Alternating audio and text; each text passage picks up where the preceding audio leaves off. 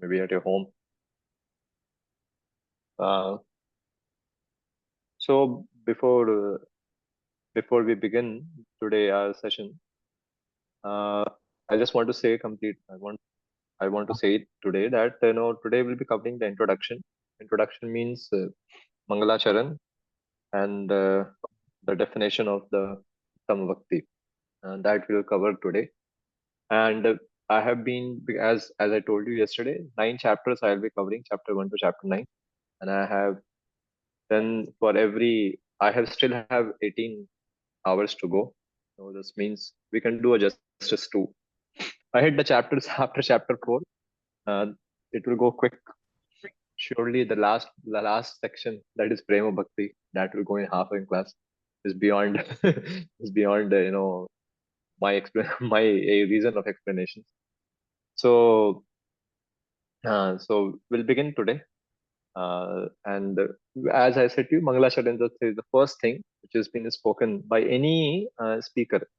Any speaker means, sorry, speaker, not any author when he's writing, even Chaitanya Charitamrita, as written by Krishnadas Kaviraj Goswami, he always says, he has also Mangala Charan in his beginning. Many speaker, many authors have written in our Gaudiya tradition. It's a Gaudiya Vaishnava, this is a tradition. So Mangalacharan actually, what they say, how they say, I'll tell you. Grantha arambha kare Mangalacharana Guru Bhagavan Vaishnavera Smaran Yati Smarana Hoye Yati Smarana Hoye Haya Vignanash Vastu Nirdesha Ashirvada Aham. No, that's how it goes. So he says what? That Mangalacharan has four things has four things in it. First is Vastu Nirdesh. It tells about what is the main objective of this book. Who is the main objective of the book? Who is going to be explained in this book? Then he talks about he pays obeisances to his to the Lord, to the Guru, to his Guru, and to the Vaishnavas in general. And then also the third is the Ashirvad. Means Ashirvad, or he gives benediction to the readers also. In that way, he also pays obeisances to the readers also. And then he says, Grantha, Grantha Vibhagan, how I am going to present this Grantha, this particular literature that has been said over here. So Mangalacharan is this, and then the second is the definition of Uttam Bhakti that we'll be covering. That is also part of introduction. Prabhupada didn't made it in new chapter because Bhakti Rasam Sindhu also it is as it is. It is in a part of a kind of a Mangalacharan itself. It's there. So as said like this, yesterday we had we have begun the Mangalacharan with the saying that the Vastu Nirdesh, the first part, the objective, Krishna being the objective of this particular Grantha. So we have read that verse, Akhila Rasamrit. I just show that verse on the screen, and I'll explain to you what it whole means. I have explained you the two words yesterday, but I'll explain to you now in more depth. Not much depth, but little bit depth. This is the first verse which we read yesterday. We'll read once more. You can repeat after me. Akhila Rasamrita Murti Para Shrimar Ruchi Ruddha Taraka Pali Parashima Ruchirudha Tarika Pali Kalita Shama Lalito Kalita Shyama Lalito Radha Prena Vidhur Jayati. Radha Priyan Vidur Jayati. Yeah. So the whole explanation goes like this. That one of you read this. Victory to moon like Krishna, who is enamored by Radha, who is the embodiment of all pleasure and vitality, whose radiant luster dominates the hearts of the star-like girl named Taraka and the galaxy-like girl named Pali, and who owns the hearts of the beautifully dark girl named Shama and the romantic graceful girl named Lalita. it is a bit esoteric in as the explanation. I'll just keep this verse in the front of you and explain to you something more. So in this, I have explained to you the word vidhu. Actually, vidhu, over here, which is there, I'm highlighting it. The word vidhu is actually represents Krishna, uh, because the vidhu also means the two things I have told you yesterday, that one who defeats vidhanoti, or one who reduces, vidadhati, vidadhati. So he destroys, he defeats what? He defeats the sufferings. He destroys the suffering of the people, uh, and he also surpasses everything, everyone by his power. That's a meaning. So that is why he's called as a vidhu, vidhur jayati. So now when this has been explained, uh, it also means that like when Krishna, uh, nobody stands before him, right? Na?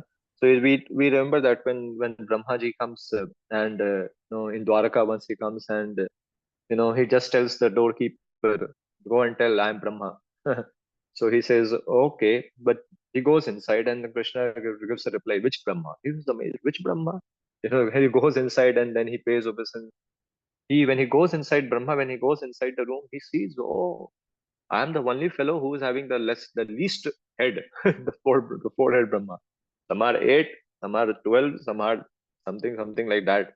And all of them, by all their heads, touching their crown to the ground, are paying obeisances to the Lord. He understands, oh, so he's that kind of person. He surpasses everything. Nothing is beyond him. He's a Paramatattva. No? That's what we say. Then, he produces. What he produces bestows, he produces happiness in everyone's life, right? So even we see that verse when it is in said that uh,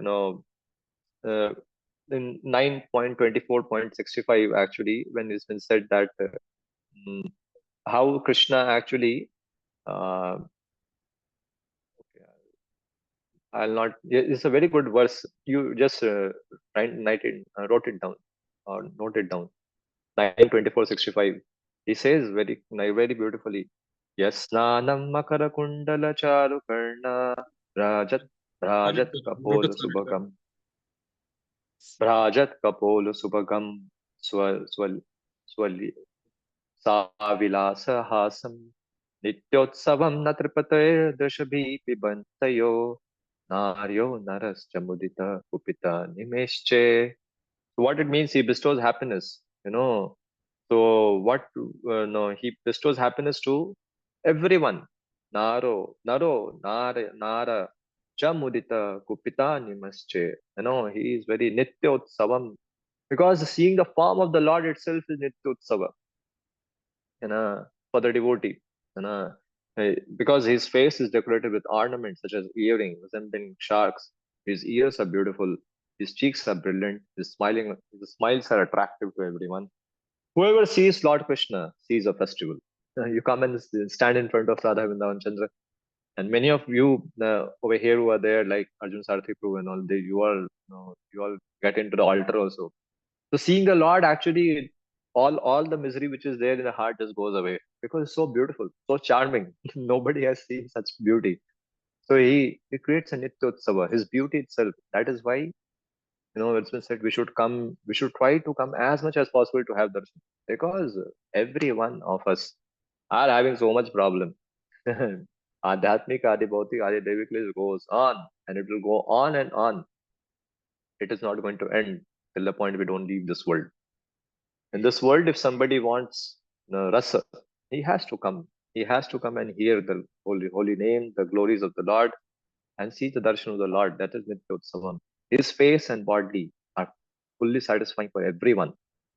But devotees are angry. It's been said that devotees are angry at the Creator, who the Brahma. Arey, what kind of eyes he has made, that it keeps on blinking, and when it blinks, our vision of the Lord gets distorted. They want hell with that creator, but we are not at that level. but at least this is very clear that he produces, this is, bestows happiness to everyone. And the last, he is the original cause of everything. He's a fountainhead of all incarnations, and like that has been very well been explained. So Vidhur is very clear, Prabhu. No, now the word Jayati has a meaning. The word Jayati means that he is the uh, actually anybody who is even the reader of this book, is a reader of this book, he can also enter into this transcendental pastimes of the Lord. He may be a conditioned soul right now in the material world, no problem. He can read this book, he can, he can read and understand Bhakti Ras, and he can enter into that Bhakti Ras for eternity. It is not, that is why Jayati, for everyone it is Jaya. So then, see, this is very clear. Although the name Krishna is not there, but he has made it clear that, see, it is for Krishna. And more it has been written, Radha Prayan Vidhura Jayati. Who is that Vidhu? I think he is Radha Prayan. He is the lover of Srimati Radharani.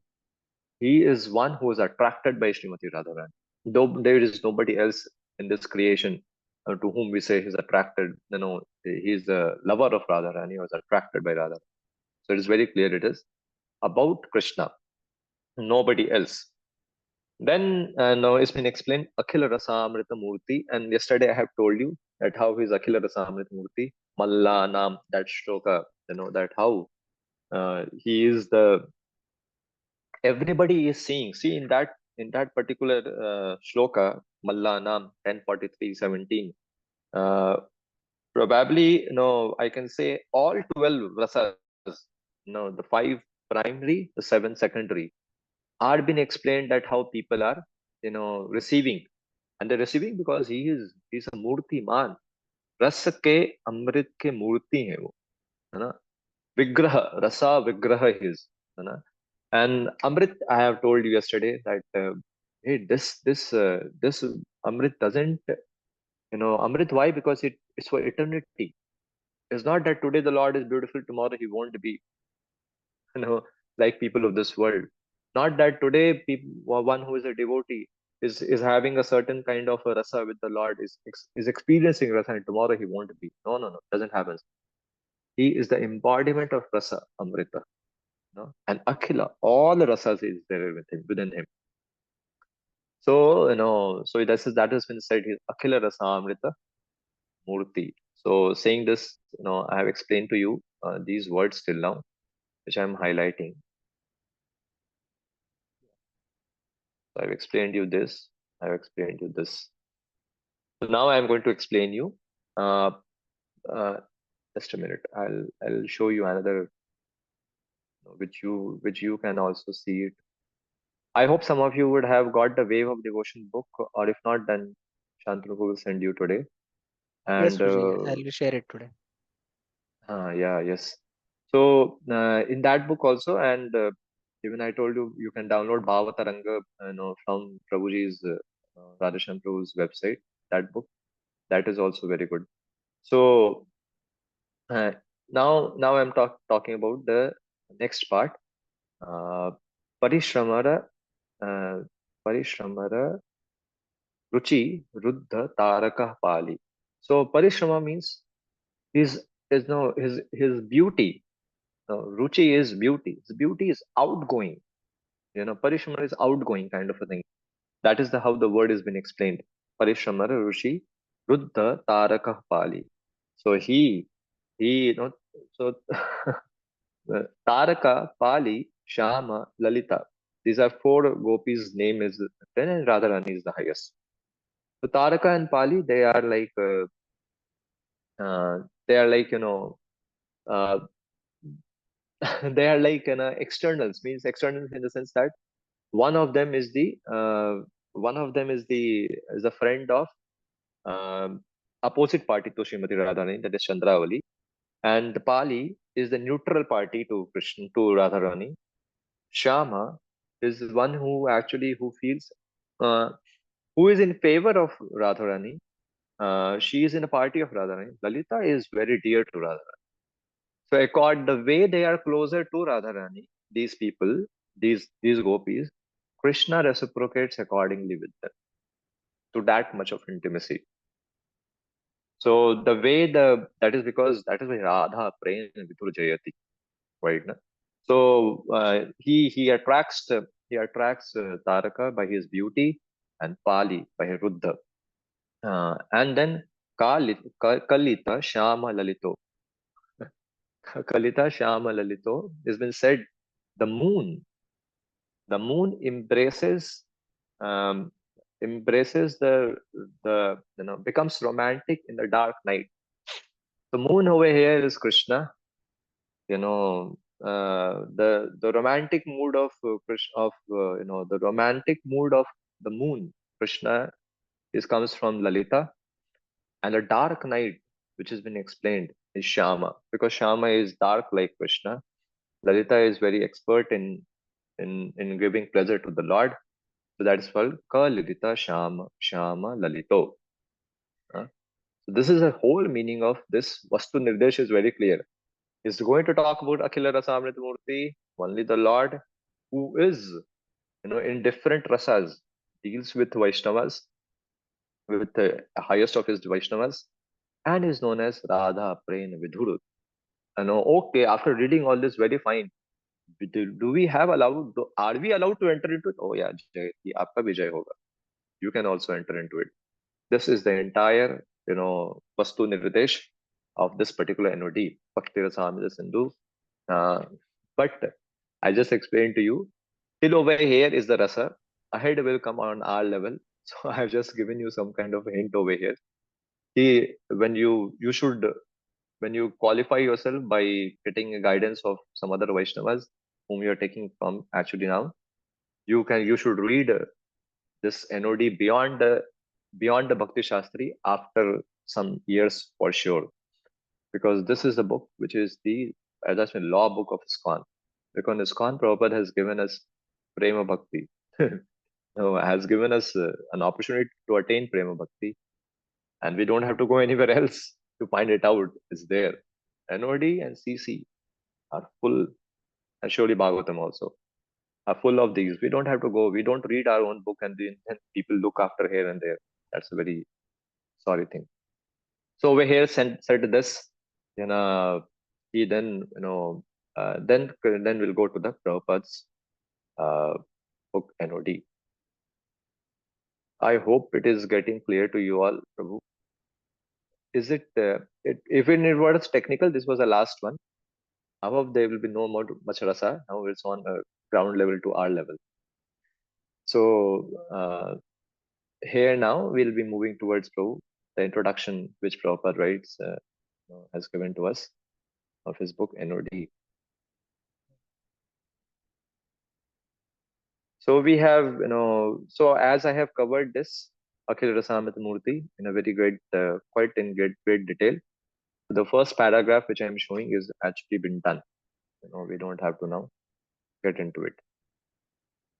So now, then he starts now Prabhupada actually pays obeisances to his spiritual master and Rupa Goswami. As I said to you, Mangalacharan has a 4 divisions too. So this is the second division, paying obeisances to. Then he pays obeisances to the Vastu Nirdeshitan. Now he's going to pay obeisances to the Lord, to his Guru and Vaishnavas. So when that is done, so he when now Prabhupada taking that. He also pays obeisances to Rupa Goswami Prabhupada and Bhakti Siddhanta Saraswati Thakur, his spiritual master, because he is also writing this book, which is NOD, which is going to be and Prabhupada treats like this was the instruction given to me by my Guru Maharaj. So I should, so then, and after that, Rupa Goswami also pays obeisances to Sanatan Goswami. And in between, he first, clarifies Rupa Goswami, as Prabhupada is clarifying that I wrote this NOD because Bhakti Siddhanta Saraswati Thakur instructed me to read and expand and to read and preach this message. So I'm writing this book. Same way, Rupa Goswami has also written that Lord Chaitanya has inspired him to write this book. He says, हृदयस्य प्रेणया प्रवृत्तोऽहं वरको रूपोऽपि तस्य हरे पादकमलं वन्दे चैतन्यदेवस्य. He says, from within my heart, he inspired me to write book, even though I am unqualified varaka rupo. And varaka rupo. I'm very unqualified. I'm very lowly. I know I'm very lowly rupa. He says varako rupa api. So I make my prayers to the lotus feet of the Lord Hari, who is Chaitanya Dev. So over here we see the humility of both. We can see Prabhupada's humility, that by his instruction, by my Guru Maharaj's instruction, I am able to write by his blessing, and same way over here also. Rupa Goswami also is mentioned, by mercy of Sri Chaitanya Mahaprabhu, I am able to write. So then, very profoundly, he writes this particular. Read this, bro. Now he is paying obeisances to the readers and to Vaishnavas. Please read this. Let us offer. Let us offer our respectful obeisances to all the great devotees and acharyas, holy teachers, who are compared to sharks in the great ocean of nectar and who do not care for the various rivers of liberation. Impersonalists are very fond of merging into the supreme, like rivers that come down and merge into the ocean. The ocean can be compared to liberation, and the rivers to all the different paths of liberation.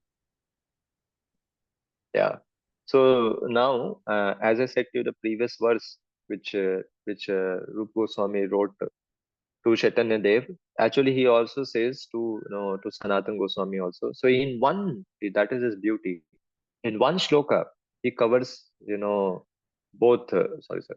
He covers both paying obeisances to Sanatan Goswami and to the Lord Chaitanya, because both are his masters. And in one go he plays them. And now he over here, as you read, he is now paying obeisances to Vaishnavas, all the Vaishnavas. And he says three things about them. You know, they Vaishnavas are those actually who these Vaishnavas are like sharks, big, big time fishes, not just sharks. Uh, he uh, he actually he says that they are sharks which enjoys the water as the king of a ocean. So he says that the devotees, these Vaishnavas, actually, he compares them to a shark because shark enjoys the water as a king of the ocean. So does a bhakta, a devotee, swims in the ocean of devotion, enjoying this ambrosial water as a king. Second, he says, a shark never leaves the ocean for the land or rivers.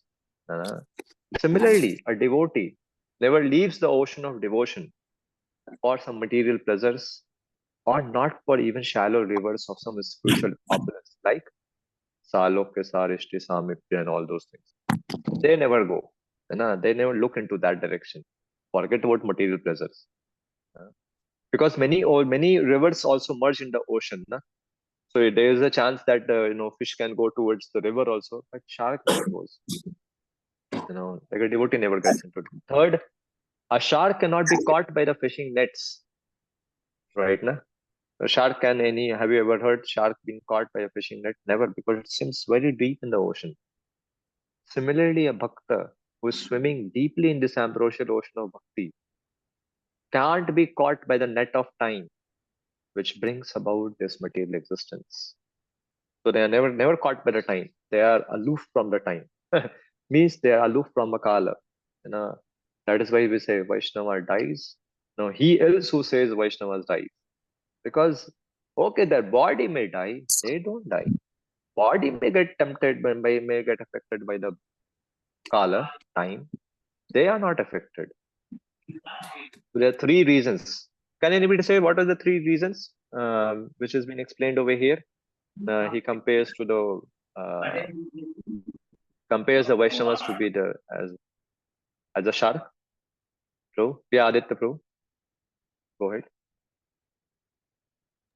Ha, Hare Krishna Prabhu. Yes, as you only mentioned that Devotees are like sharks because uh, like they are absorbed in the devotion. Like shark is always like to play in the water. That was the first thing I guess you mentioned.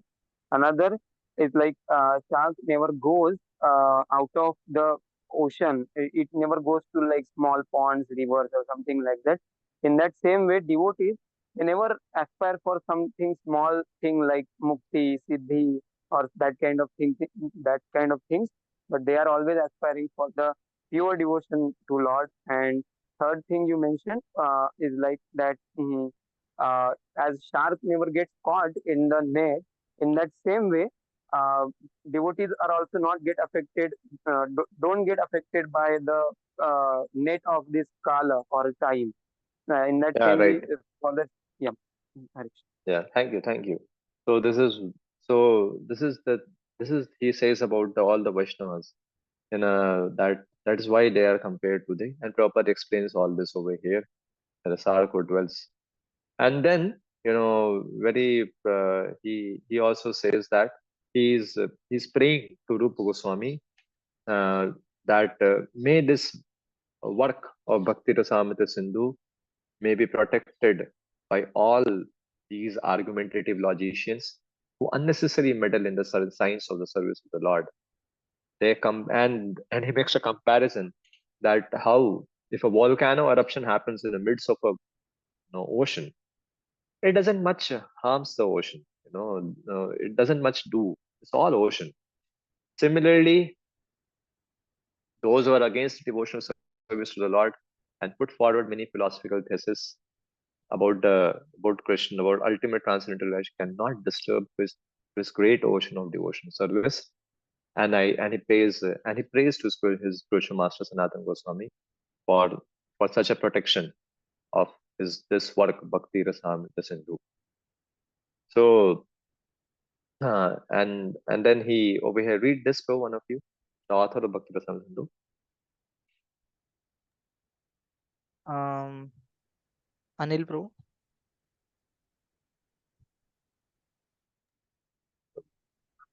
The author of Bhakti Rasamrita Sindhu, Srila Rupa Goswami, very humbly submits that he is just trying to spread Krishna consciousness all over the world.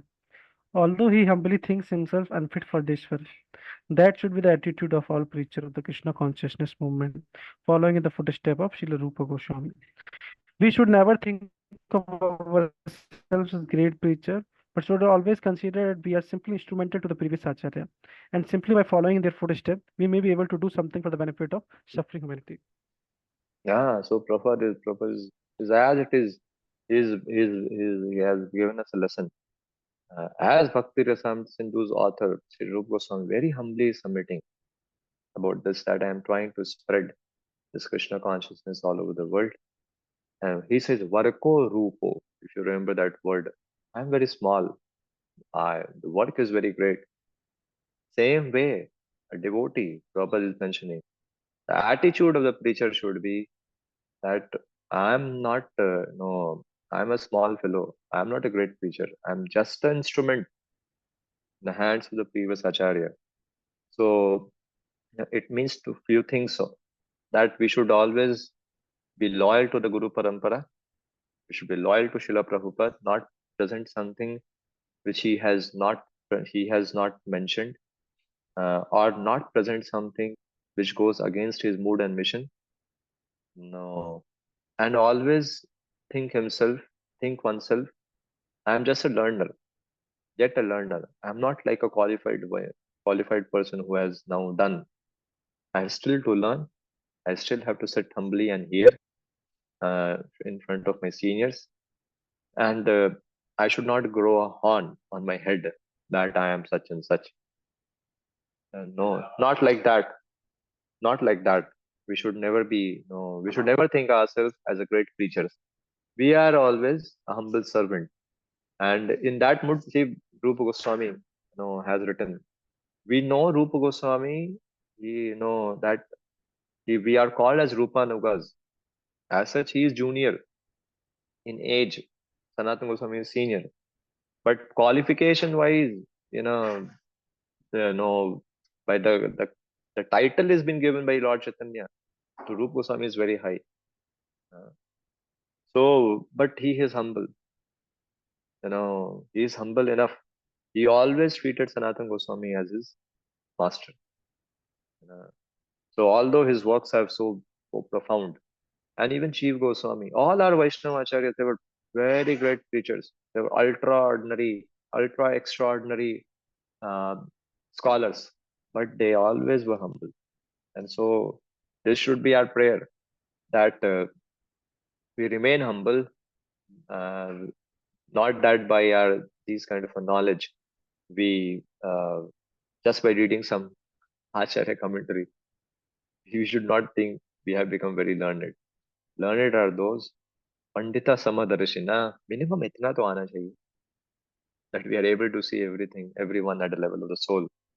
If that is not there, then why to be at least? At least that much should one should have got. That is also not there, then why to have any proud of it? So saying that, now he moves ahead and he says a very beautiful shloka, which says that let this Bhakti Rasamrita Sindhu be a restful temple of constant pleasure to my Lord Sanatan. Let it be a Vishram Mandiratya Tasya Sanatana Tanor Mad Ishaya Bhakti Rasamrita Sindhur Bhavato Sadayam Pramodaya. Let that be a restful temple of constant pleasure, Pramodaya, to my Lord Sanatan. So let this Bhakti Rasamrita Sindhu be a restful temple for my master. Let this Bhakti Rasamrita be a restful temple of a constant pleasure to my Lord Sanatan, which is also the Lord. So just saying this, he himself is very clearly telling us that how much uh, we should be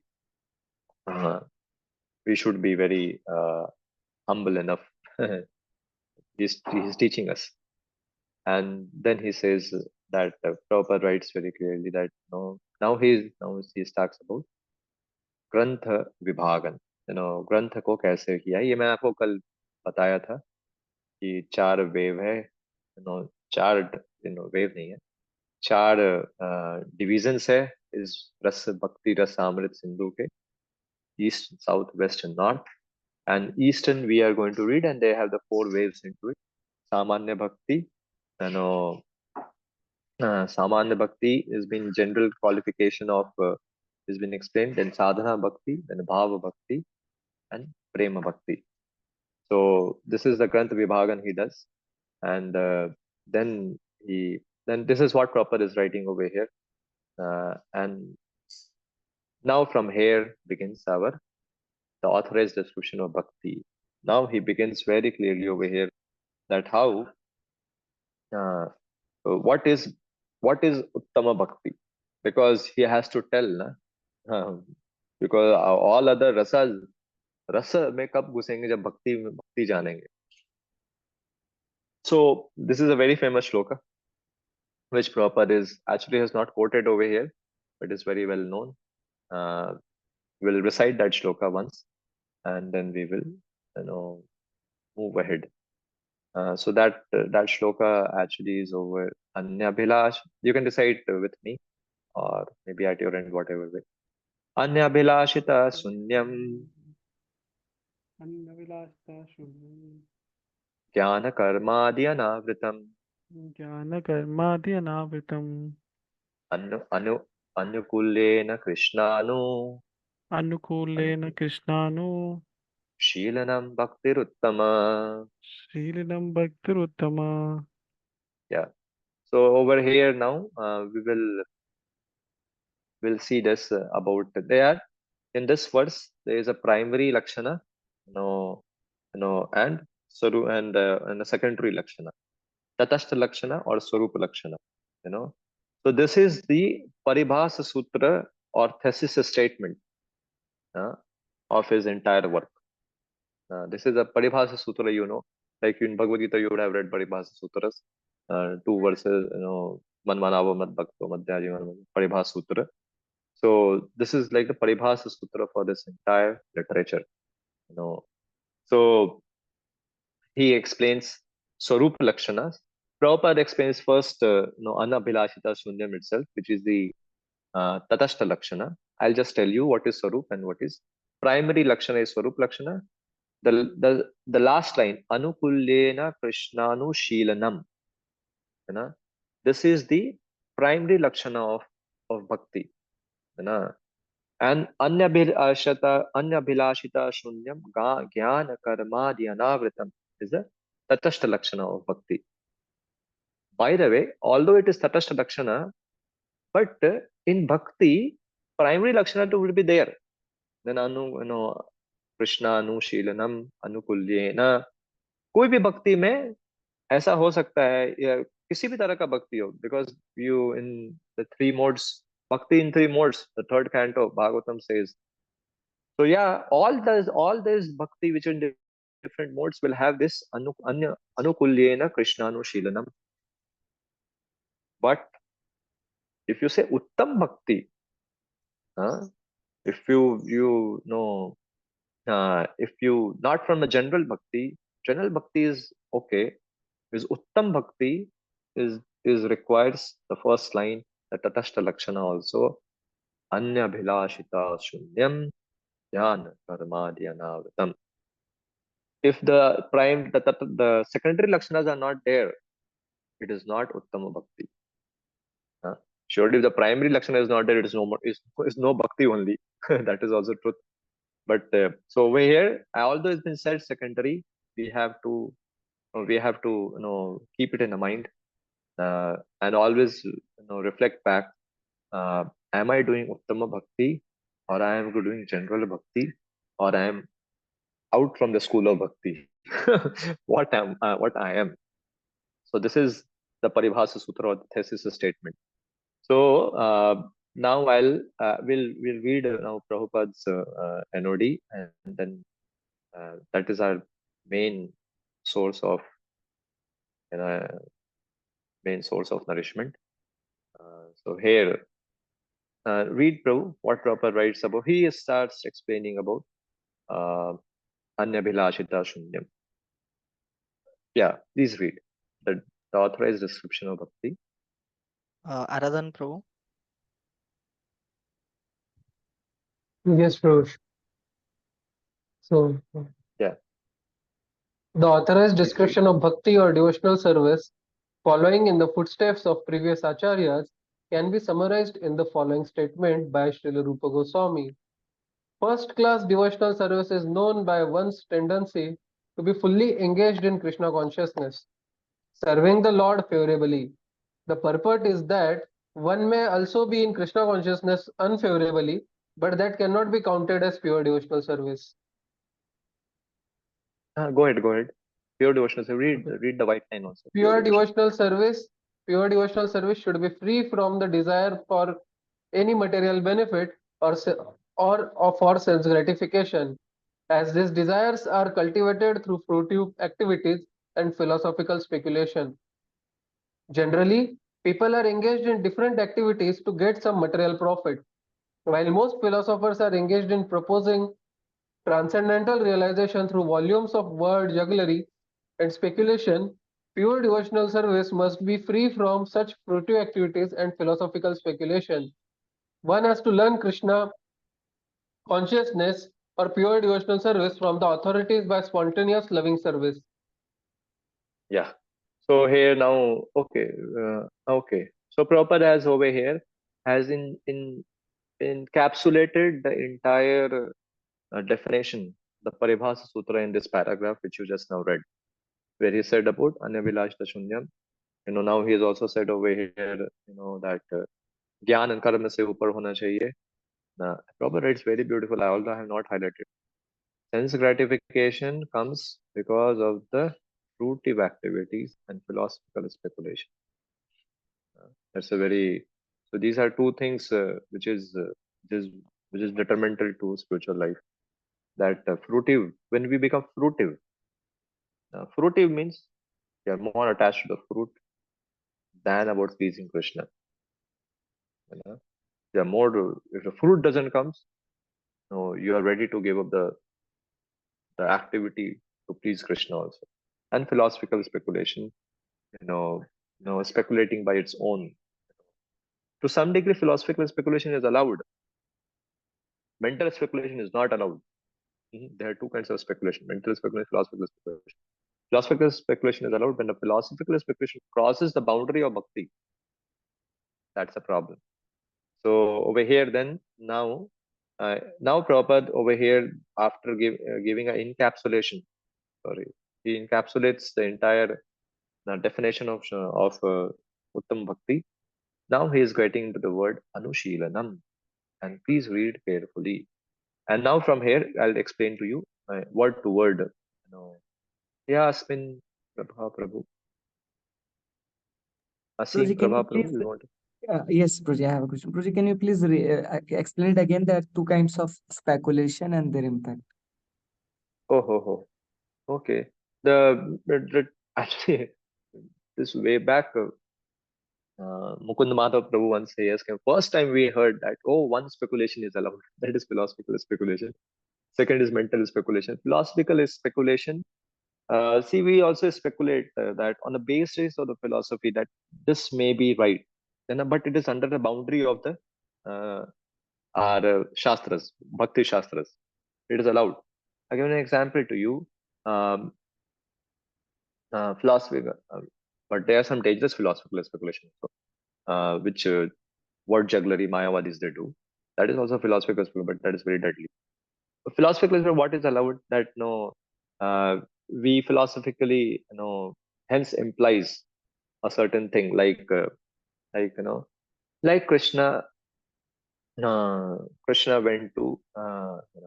went with his friends to for grazing the cows. So now some philosophical speculation is allowed. Oh, Krishna may be doing this, may be doing that, as the gopis are thinking. This because he does every time, we hear it every time, and that is that kind of based on the ground of some reality which is found in the Bhakti Shastras, or it implies like that. I gave you one just Shastri. I gave you about 10th kind of what it says, and that is allowed. But when it becomes dangerous, when it crosses, it gets into the Mayavad or impersonalism or something like that. No, that kind of philosophical speculation is not allowed at all. Also, mental speculation is very dangerous. Mental speculation is not based on Shastras at all. It's based on I think like this. My mind says like this. That is mental speculation. That is not allowed. Am I right, Prabhu? There's much to be said. I'm just giving you Yes, a hint Proji, over this is very clear. Thank you so much, Proji. Yeah. Okay. So over here now, Prabhu, Prabhupada explains about. Oh, yeah. Please read this. This is very important. Now Prabhupada start explaining the Swarupa Lakshana, Anushilanam. Yes, read. Arjun Sarthi Baruji. This devotional service is sort of cultivation. It is not simply inaction for people who like to be inactive or devote their time to silent meditation. There are many different methods for people who want this, but cultivation of Krishna consciousness is different. The particular word used by Srila Rupa Goswami in this connection is Anusilana, or cultivation by following the predecessor teachers, acharyas. As soon as we say cultivation, we must refer to activity. Oh, sorry. Yes. Please go ahead. Without activity, consciousness alone cannot help us. All activities may be divided into two classes. One class may be for achieving a certain goal, and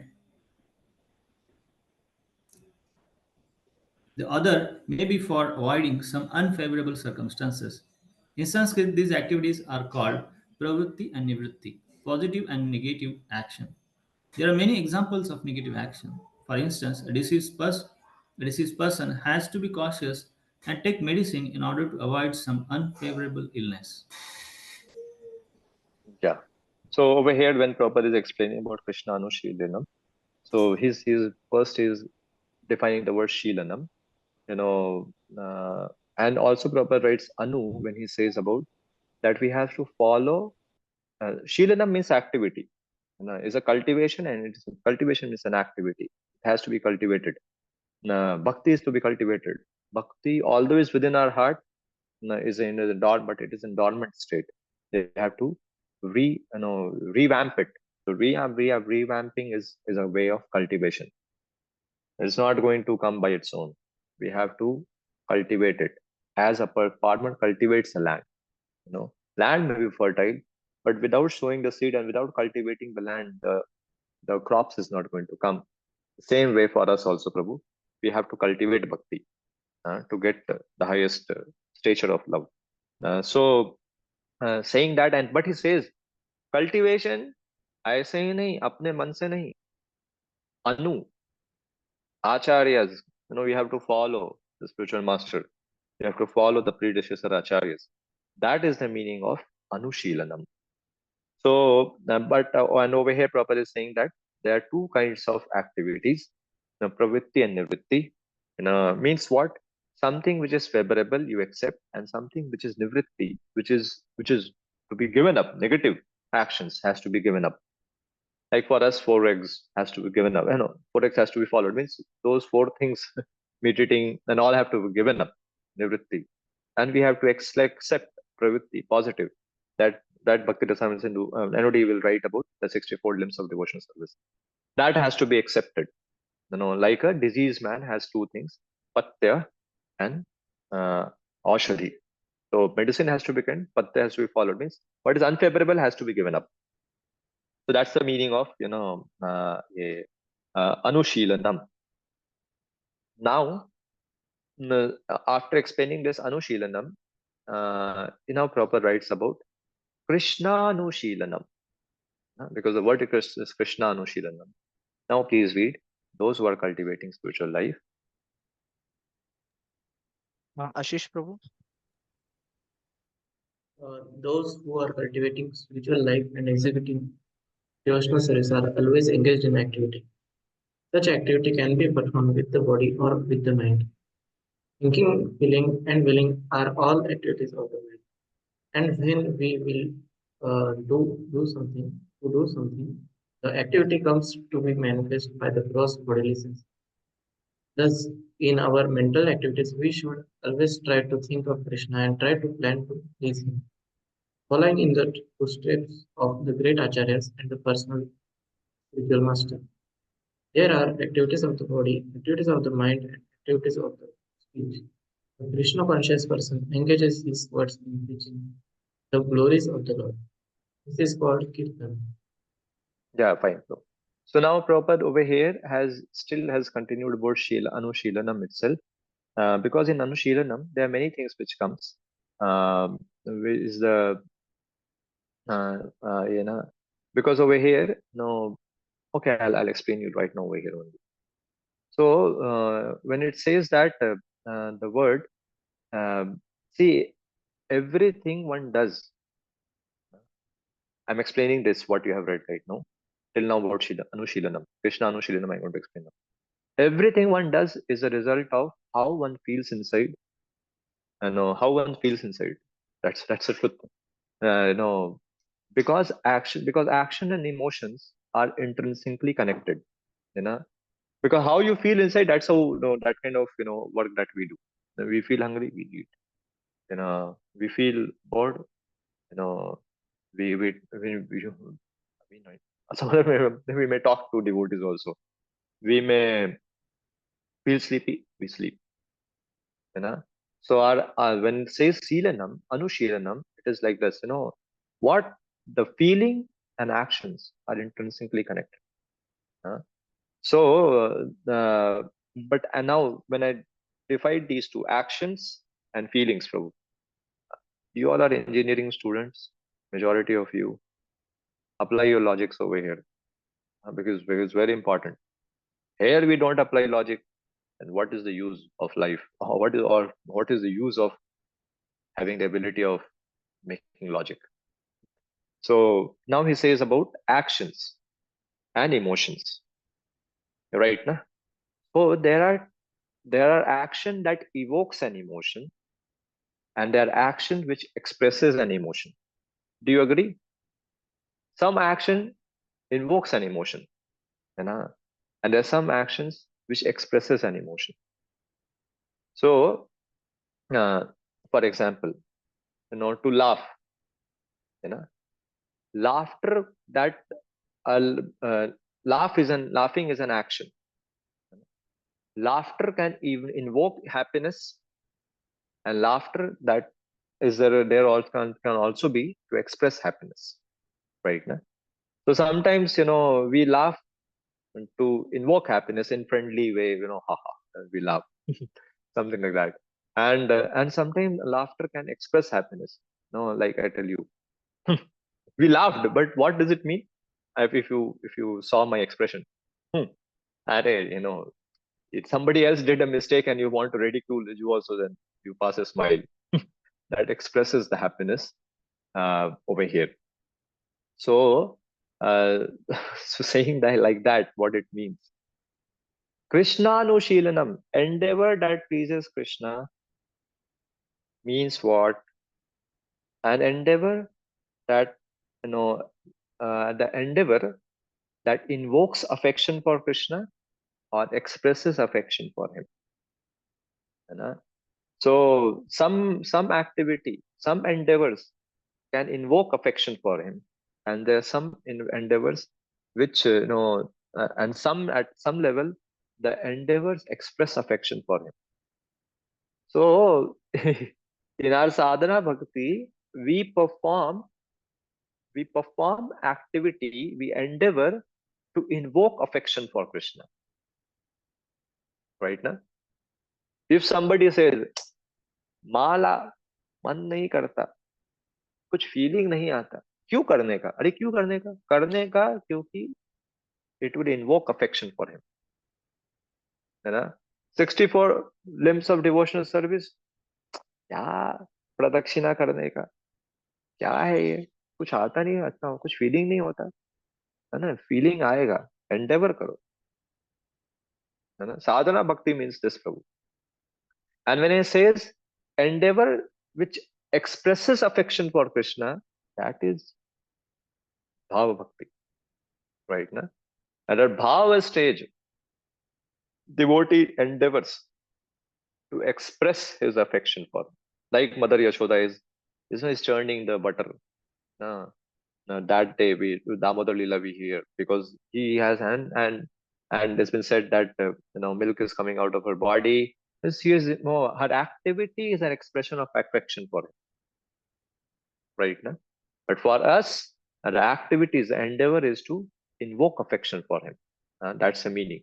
So, uh, you know, and endeavors that, so that has been said, Cheshta Roop and Bhava Roop. That should be very clear. Cheshta Roop is an activity which invoke affection for him, right? Na? In Cheshta Roop and also in Bhava Roop is an affection for Krishna. It's a very different. So there are two kinds of endeavor, Cheshta Roop and a Bhava Roop. We have to be, at the Cheshta Roop, we have to endeavor to invoke affection for Krishna, this sadhana bhakti, and to express affection for him is anubhava. This is anubhav hota hai वो बहुत ऊपर का है. So and bhava roop में प्रभु प्रेम भक्ति, भाव भक्ति and prema bhakti aa jata hai. These all are bit technically, and emotional side is Vaibhachari bhav. These are different things. We have to just remember what Prabhupada is saying. That sometime with the body, mind, and one has to do endeavor to invoke affection for him. And when we get mature, we express affection for him. And Prabhupada very nicely is giving us that we should do thinking, feeling, and willing are all activities of the mind, and we have to engage these activities of the mind in the service of the Lord, including our body and our speech, kaya, manasa, vacha. Then saying ahead, then you read now ahead to. I have to finish all this chapter. Yes. Asim Prabha Prabhu. Yes, Prabhu. Similarly, we can offer many services with our bodily activities, but all such activities must be in relationship with Krishna. This relationship is established by connecting oneself with the bona fide spiritual master, who is the direct representative of Krishna in disciplic succession. Therefore, the execution of Krishna conscious activities with the body should be directed by the spiritual master and then performed with faith. The connection with the spiritual master is called initiation.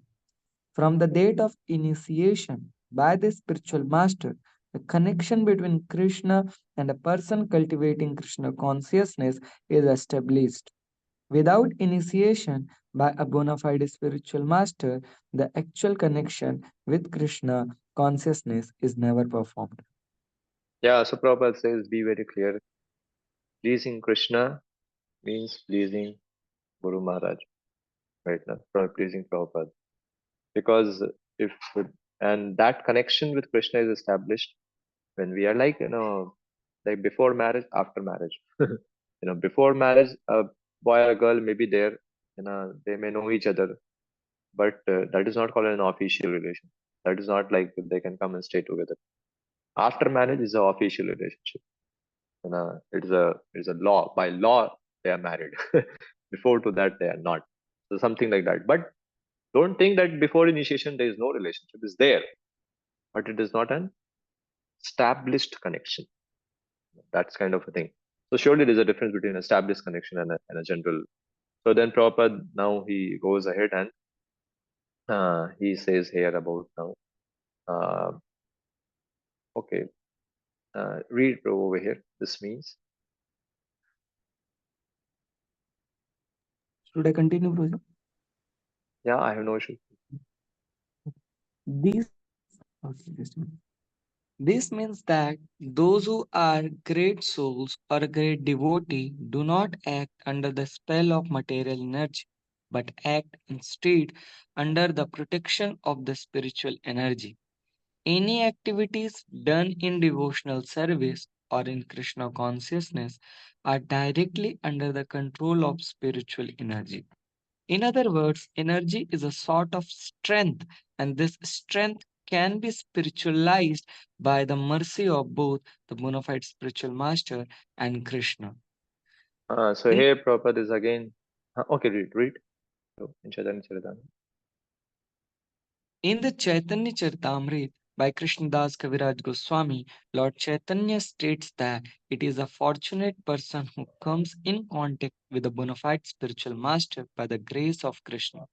One who is serious about spiritual life is given by Krishna the intelligence to come in contact with the bona fide spiritual master, and then by the grace of spiritual master, one becomes advanced in Krishna consciousness. In this way, the whole jurisdiction of Krishna consciousness is directly under the spiritual energy, Krishna and the spiritual master.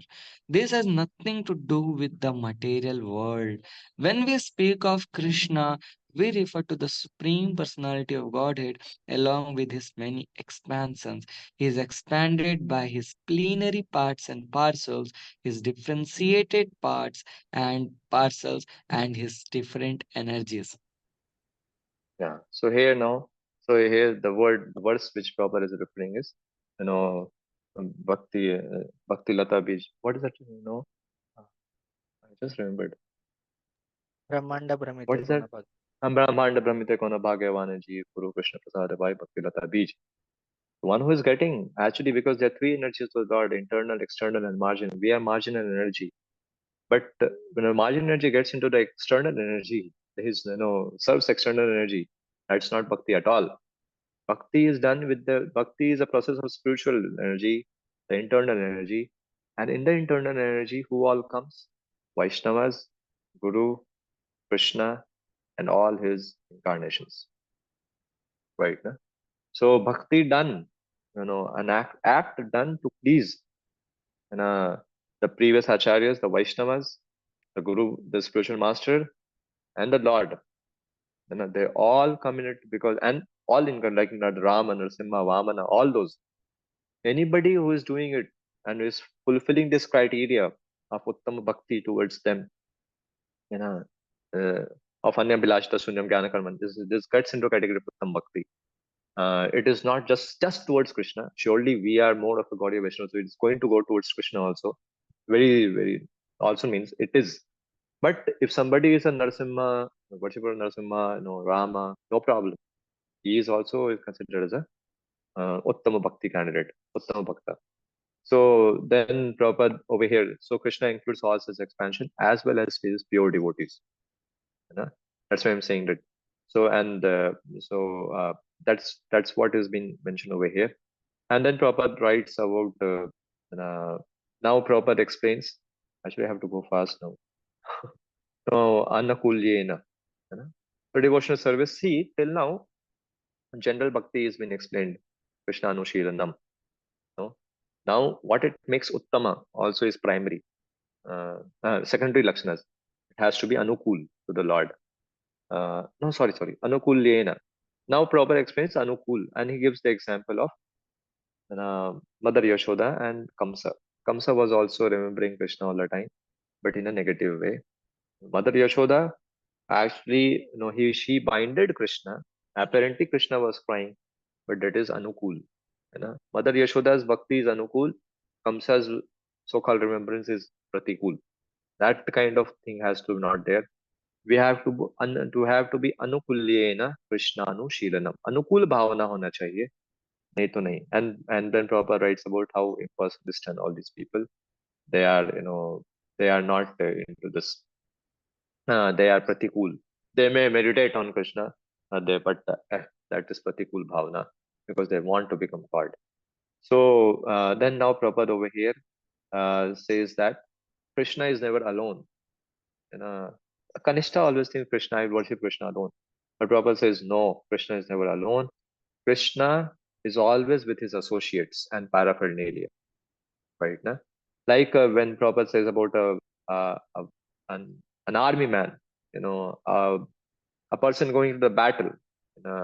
So you can't separate the gun of the army man and the man.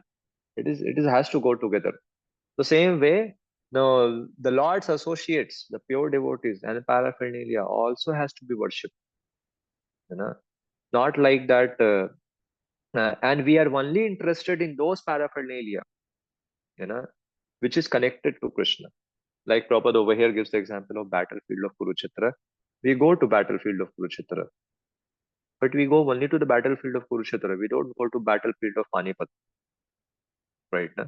Because Panipat battlefield is nowhere connected to Krishna, but battlefield of Kurukshetra is connected to Krishna. So we worship that also. So means when we say means Dham also comes into this now, right? Na? So anything which has a connection with Krishna has to be is worshipped, and it is also is considered as that is also a part of Uttam Bhakti. But definition, it should be very clear. Anya Bhilashita Shunyam. So after saying like that, then Prabhupada moves towards now explaining about the Jnana Karmadi Anavritam. So Jnana Karmadi Anavritam means what? See, Jnana which leads to voidism or impersonalism. That has to be given up. Not the Gyan which talks about our relationship with Krishna, or the Gyan which teaches about the material world, reality, and it gives the impetus to serve Krishna. Anything which gives the impetus to serve Krishna, that knowledge is not to be given up. The knowledge which leads to speculation of in the voidism or impersonalism, or just try no connection with Krishna, that is no good. So Gyan can be fully ruled out, if it covers our devotion or disqualifies us from Uttam Bhakti. Or if a person may read this scripture very nicely, is Bhakti Shastra itself, but his Gyan covers over his devotion. He thinks himself to be like a some big scholar. Then he is covered over. That is also a problem. So Gyan and Karma also, Prabhupada writes ahead done. Karma are like, means some people feel that if I if I do this, then only Krishna will be, means if I do some ritual, then Krishna will be happy. Then only I can do bhakti. And, this is not to be proper. Some people, I'm just giving an example. Some people may feel about it that, 1 minute.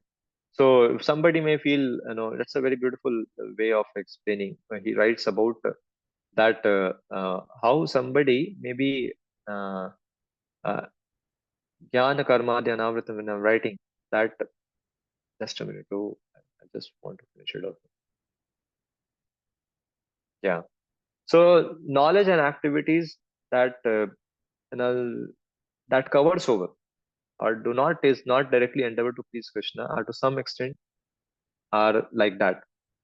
And karmadi anavritam means what? One must know, one when feels that I must undertake some religious, secular, or educational endeavors, you know, uh, endeavors first, and then I'll please Krishna. That is karmadi anavritam. You know? So one who has such opinion, that these things are more, these things I do, then I'll do bhakti. This means he is giving more importance to mundane, religious, secular, or educational endeavors. Yeah, this is not me saying, and Jeev Goswami says. So, and his endeavors to directly please Krishna by hearing about him, glorifying him, remember, will diminish and weaken in the shadow of one's other pursuits. So this is Jnana Karma Dhyanavritam. And Anyabhilashita Shunyam.